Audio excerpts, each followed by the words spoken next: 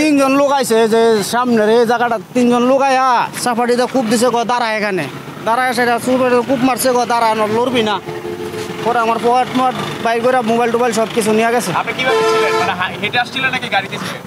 BRTC বাসেতে নামবে আমি station road যাই আর কি উল্টা দিকে তখন আমার নামায় দিয়া প্রায় 4,500 টাকার উপরে 5,000 টাকার মতো।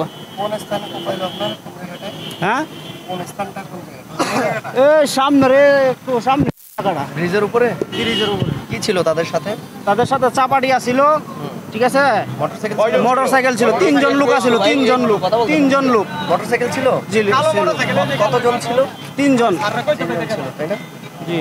আচ্ছা, এরপর হচ্ছে আপনাকে কয়জন ঘিরে ধরছে? আগে তিনজনের দুইজনে গেরাতে ধরছে, আরেকজনে মোটরসাইকেল ঘুরাইয়া এদিক ঘুরাইয়া লইছে, লইয়া পরে কূপ দিয়া মাইরা মাল লয়ে গেছে টাকা পয়সা নিয়ে। ঠিক আছে।